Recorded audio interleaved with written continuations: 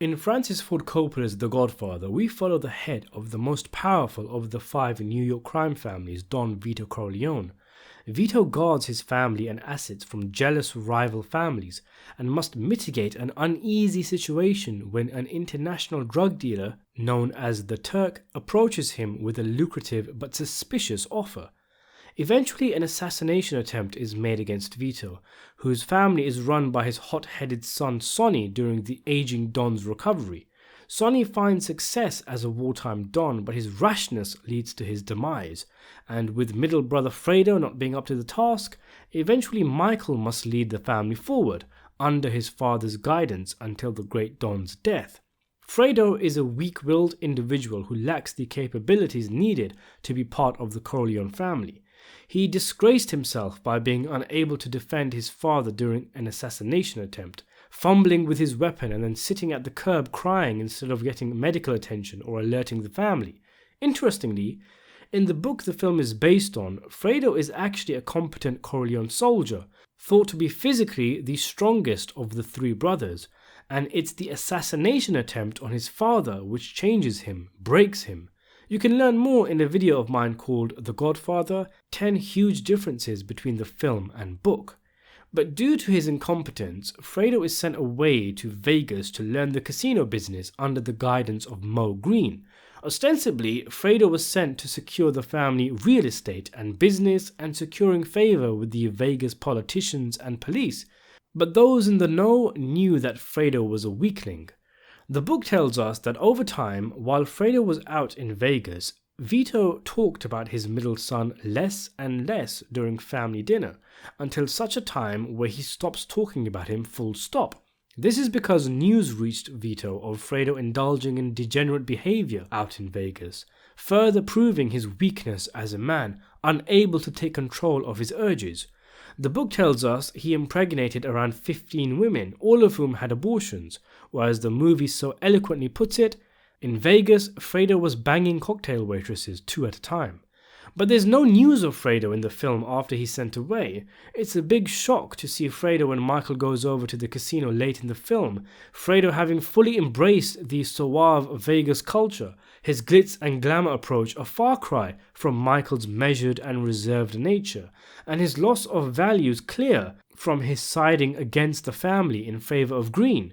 Fredo is very much a changed man, and the second film places him in further disrepute, showing him unable to control his bimbo wife, being given small tasks to do by Michael in spite of technically being the underboss, and getting caught up in a murder attempt against Michael, partly due to his repressed resentment against his brother.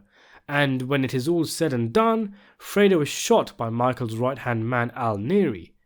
In the first film, after we've seen what Fredo has become in Vegas, his father Don Corleone dies and his funeral takes place. It's a somber affair, and people come up to Michael and the family to pay their respects. Tom Hagen and Connie are there, the remaining Corleone children after Sonny's death, but for some reason, there's no sign of Fredo. It's not something you pick up on right away. Did you notice he wasn't there? After all, we're still recovering from the shock of Vito's death, and the funeral is more about Michael realizing Tessio is the traitor in his family. But just like Joe Pesci randomly disappearing in Once Upon a Time in America, and the powerful Don Corleone only having 2 capos for some reason, 2 topics I've made videos on, it's a question you might have after multiple rewatches. Why wasn't Fredo at Vito's funeral? And he really wasn't. There's no sign of Fredo anyway, not even in the background. And even if he was there, surely he should be right up front with the rest of Vito's blood family. It could simply have been an oversight from the filmmakers. No film is perfect, even The Godfather has that phantom punch from Sonny which doesn't connect with Carlo, and Vito's shooters not leaving any bullet holes in the Don while they're pumping shots at him. So it could just very well be that the filmmakers forgot to include a shot of Fredo at the funeral. Maybe John Cazale was on set in character, but any shot of him was just not included in editing. It's unlikely though, because like I said, you'd expect him to be at the forefront as the Don's son. I have heard that Coppola talked about the funeral scene's shoot being shortened by 1 day, meaning perhaps it was rushed and thus Cazale wasn't available for the shoot. In that case, maybe we're supposed to assume that Fredo was there but just not notice his absence. I mean, If the actor couldn't turn up, it's not as if they could have just propped up a cardboard cutout of Fredo and put it next to Tom. I used to think that in terms of the narrative of the film, it does make sense that Fredo isn't at the funeral, because this way it's more of a surprise when we see him in Vegas. His wildly different persona is more of a shock. After his last scene with Vito, he is essentially stowed away from the film, much like how he is by the Corleones, for his appearance near the end of the film to be more of a slap in the face. But then I remembered the Vegas scene takes place before Vito's funeral. So we've already seen Fredo, and thus I guess my theory doesn't quite work. But seeing a wildly different Fredo at the funeral, which we've already seen, would distract from the main purpose of the scene, which is of course finding out that Tessio is in league with Barzini.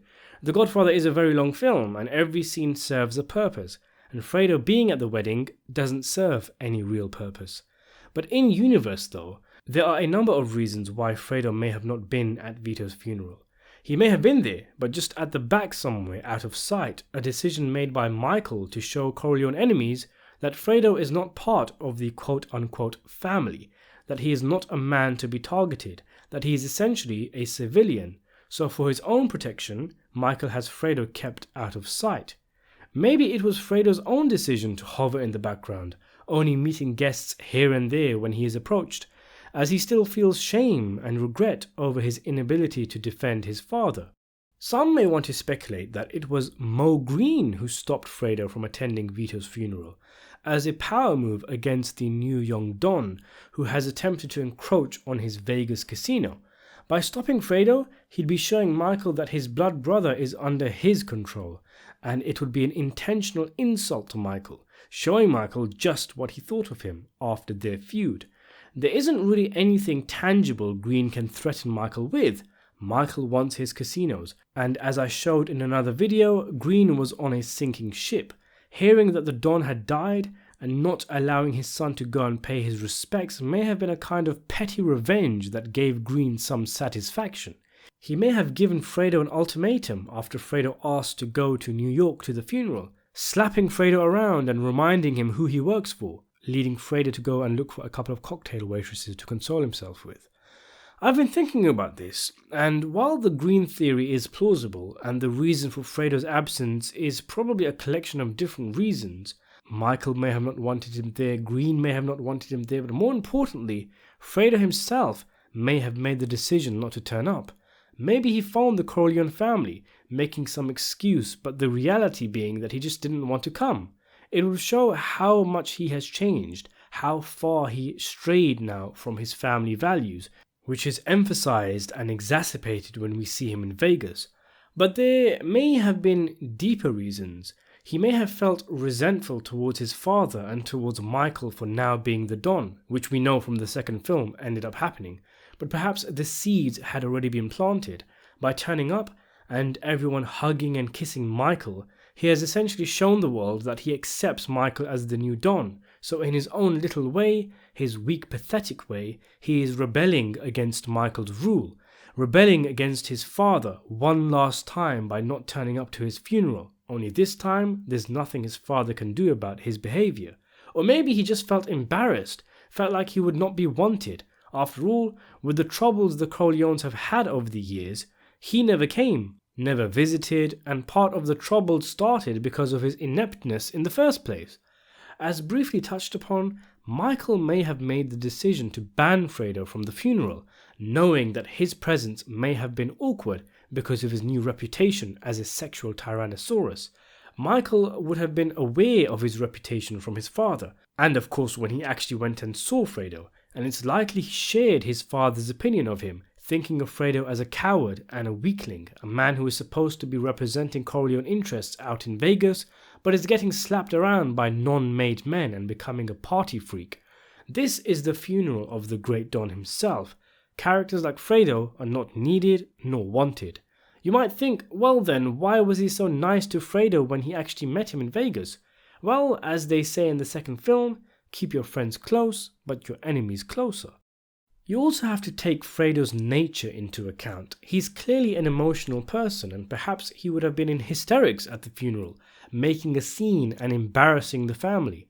More importantly, distracting Michael from his main mission in the funeral, which is to be on guard and work out who the traitor in his family is. In some ways, The funeral is Michael's coronation. Fredo is the older brother, and it is insulting for him for people to come to Michael to give their main condolences to. In ancient times, Fredo may have been a competitor to the throne, and thus it would not be proper for him to be there, and thus, by mutual consent, Michael and Fredo both saw fit that he not be at the funeral, Michael getting Hagen to speak to Fredo over the phone, Fredo deep down actually being relieved.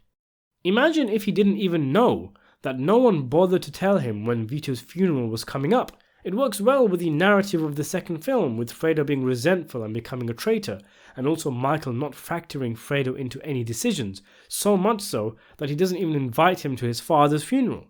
With all that being said, about Michael not allowing Fredo at the funeral, it's highly unlikely, given the events of the second film.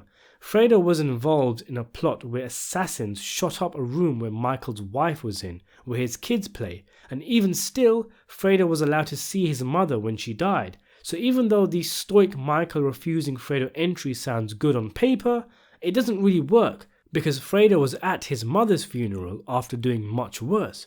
Although, I guess you could use the keep your friends close thing here again, and it is at Mama Corleone's funeral where Michael feigns forgiveness.